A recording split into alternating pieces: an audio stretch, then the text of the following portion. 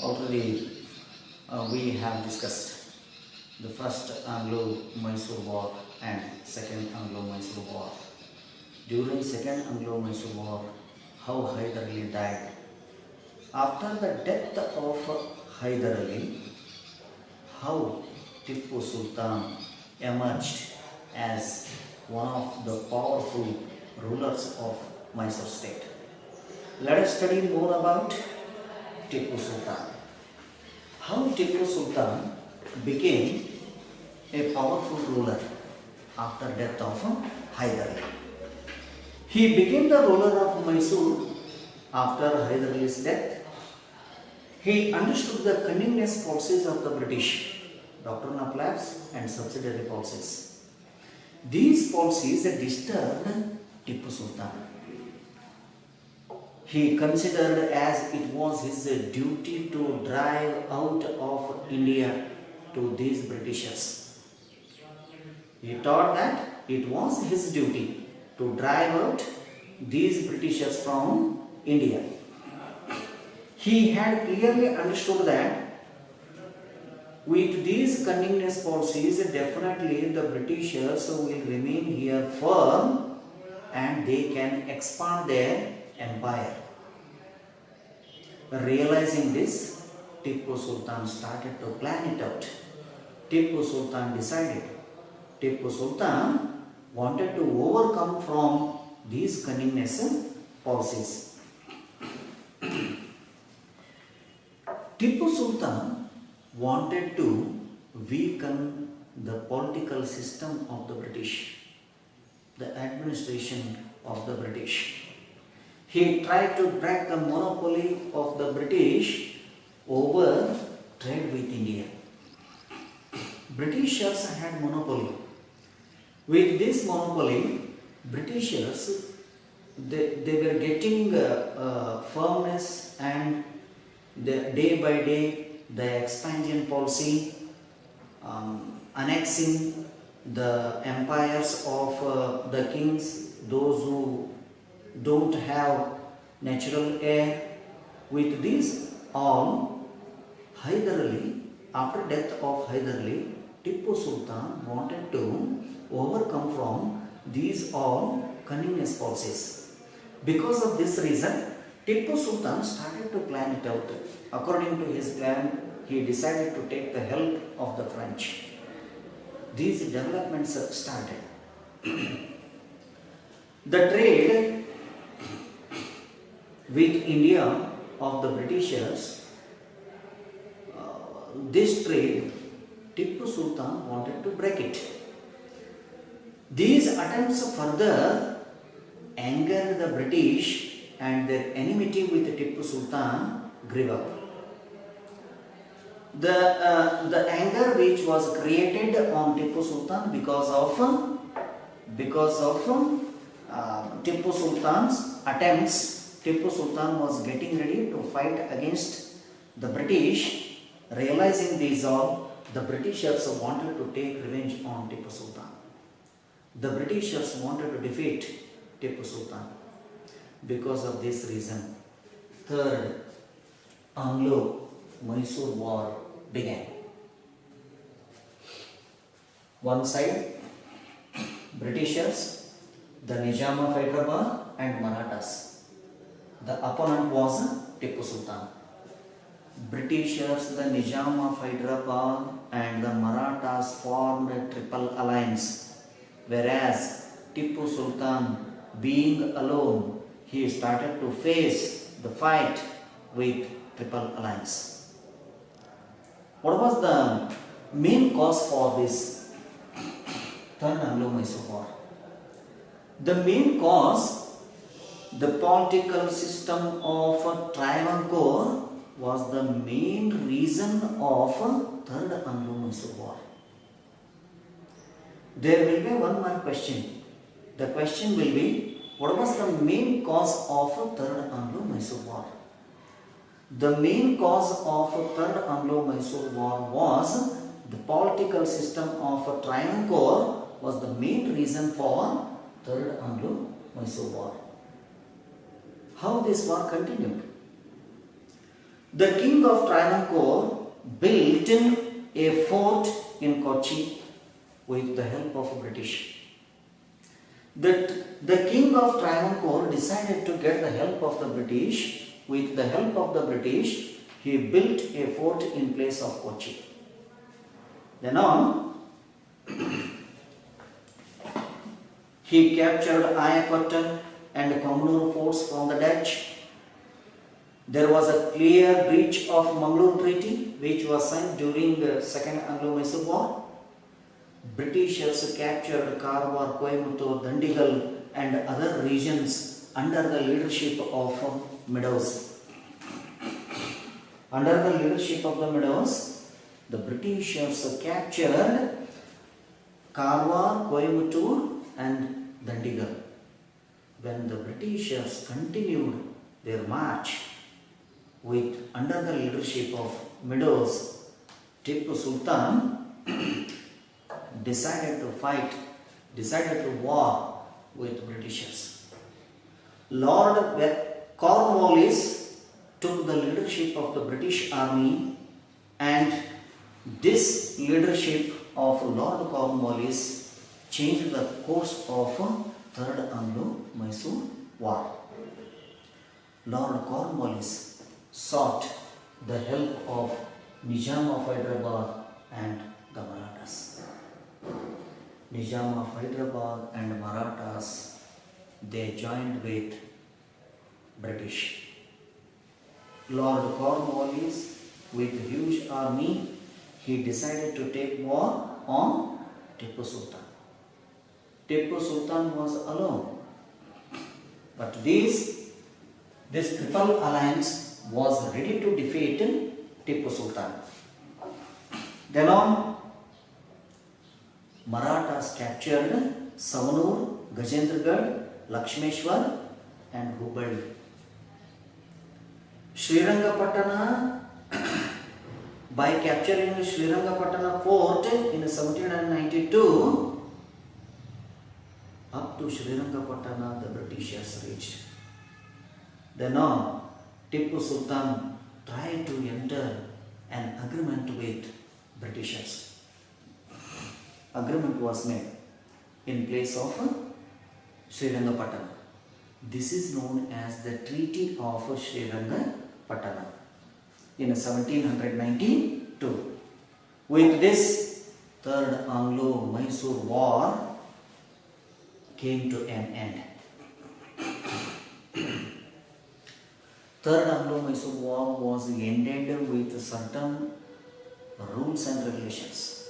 Means the terms of Srirangapatana Treaty, the Britishers imposed war indemnity on Tipu Sultan.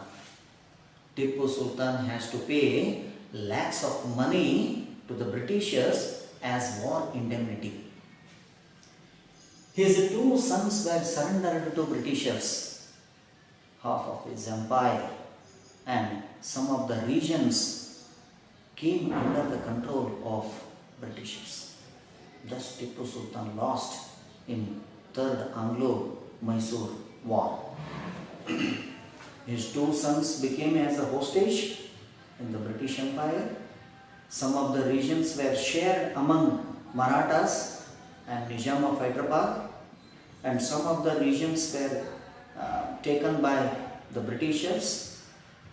So according to the term of Srirangapatana, he has to pay lakhs together as war indemnity, and his two sons became as a hostage to the Britishers. Thus Tipu Sultan lost his strength during Third Anglo-Mysore War. And after some days, what made Tipu Sultan to involve once again in Fourth Anglo-Mysore War? Tipu Sultan wanted to take revenge on Britishers. Britishers, on their side, they remained as dominant. After the end of Third Anglo-Mysore War, they imposed many restrictions on Tipu Sultan. With these all restrictions, it was a humiliation to Tipu Sultan. So that is why Tipu Sultan, however, he wanted to defeat Britishers. Because of this reason, Third Anglo-Mysore War began. What was in Third Anglo-Mysore War? Once again, Britishers, the Nizam of Hyderabad and the Marathas were one side, and the other side Tipu Sultan. Here, Tipu Sultan, again being alone, he didn't lose hope in the beginning of the war. Tipu Sultan took the defeat in the Third Anglo-Mysore War personally. Then he wanted to defeat the Britishers in Fourth Anglo-Mysore War. His children were released. He also gave away the territory to the British, and its allies agreed. Whatever were surrendered to Britishers, this all everything.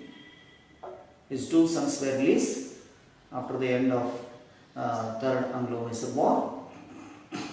But the Britishers refused the agreement. Lord Wellesley became the Governor General of India in 1798. Tipu's attempt to form an alliance of local rulers and his closeness with the French angered Lord Wellesley. Tipu Sultan was making war preparations. He was joining his hands with native rulers. Tipu Sultan took the help of the French in training of army. These all everything observed by Lord Wellesley. Being the Governor General on those days, Lord Wellesley decided to war with Tipu Sultan. Then on, the treaty containing inhuman and impractical conditions was forced upon Tipu Sultan. Then the refusal started the Fourth Anglo-Mysore War. Because of this refusal, Fourth Anglo-Mysore War began in 1799. In 1799, Fourth Anglo-Mysore War began. In this, Tipu, being a brave king during Fourth Anglo-Mysore War, Tipu Sultan died in the battlefield. Tipu's rule was shared among the Britishers, the Nizam of Hyderabad and Marathas, and some of his regions were shared among Mysore Wadiyars. Some of the regions were shared to the Wadiyars dynasty. This region afterwards came to be known as Mysore Princely State. This is what we studied about how in Karnataka opposed our native rulers with Britishers. In the Second Anglo-Mysore War, Hyder Ali died. In Fourth Anglo-Mysore War, Tipu Sultan died. Thus the Fourth Anglo-Mysore War ended with the death of Tipu Sultan. This is what we studied about all the four Anglo-Mysore wars. Next comes Dondiya Wagh. Who is this Dondiya Wagh? His name was actually Dondiya. He got title Wagh. Wagh means tiger. Why Dondiya was called tiger? How he became strong? How he opposed the Britishers and native rulers? That we should discuss it now. Dondiya Wagh, after death of Tipu Sultan, He armed the rebellions during the first part of 19th century. This Dondia Wagh helped Tipu Sultan during the time of Third Anglo-Mysore War and Fourth Anglo-Mysore War. He was born in Maratha family of Channagiri. In Maratha's family, Dondia Wagh was born. He was called Wagh, nothing but tiger. Why he is called tiger? He was called tiger because of his bravery. He started his career as a cavalry soldier in the army of Hyder Ali. He was a cavalry soldier. He built his own private army and fought along with Tipu Sultan. Building a private army, he was such a famous as a cavalry soldier during Hyder Ali. Due to difference with Tipu Sultan, Dondia was imprisoned. After the end of Fourth Anglo-Mysore War, Dondia Wagh was released. Dondia Wagh was released after Fourth Anglo-Mysore War by the Britishers. After his release, Dondia Wagh was built. He built a small army of the unhappy soldiers of Tipu Sultan. There were some other soldiers, those who were unhappy with Tipu Sultan because of his administration. He organized all those unhappy soldiers of Tipu Sultan. He captured Bidunu, Shivamogga. He made unsuccessful attempt to capture Chitradurga fort. At that time, Lord Wellesley tried to check his rebellion. Then an attack was organized on Shivamogga, Honnalli, Harihara and other places under the control. Dondia Wagh lost his base after the capture of Shikaripur. Dondia Wagh ran away towards Gutti, which was under the control of Nizam of Hyderabad. Gutti was under the control of Nizam of Hyderabad. After this, Dondia Wagh ran away to Gutti.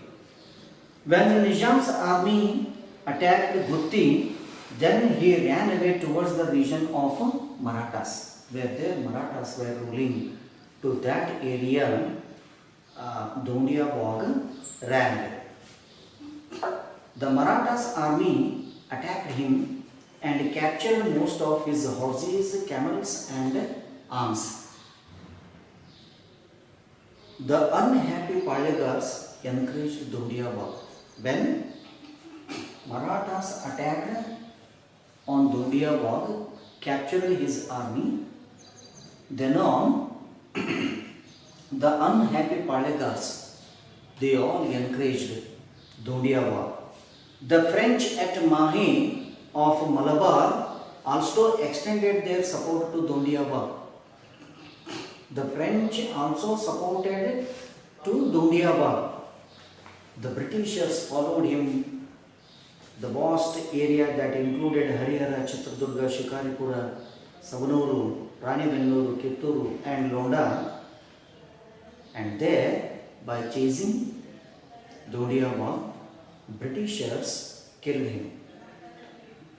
But also, Britishers killed many followers of Dondia Wagh.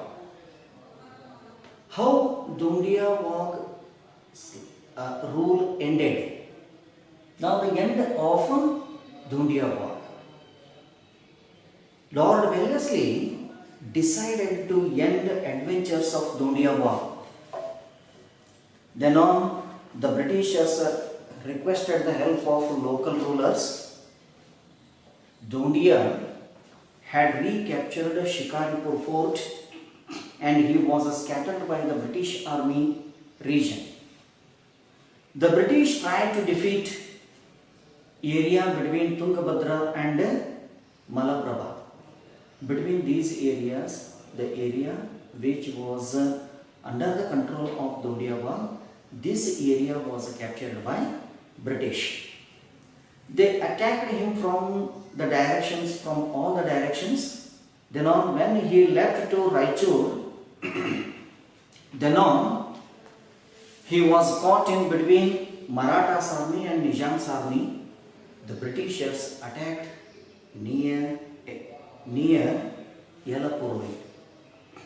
Near Yelapurvi, the Britishers attacked Dhondia Wagh and killed at Konagal.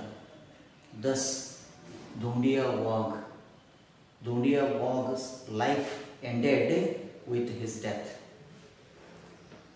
The Britishers captured a large cache of arms and ammunition of Dhondia Wagh. Thus, Dhondia Wagh was brave against the British. Even without losing his hope, he fought bravely with Britishers.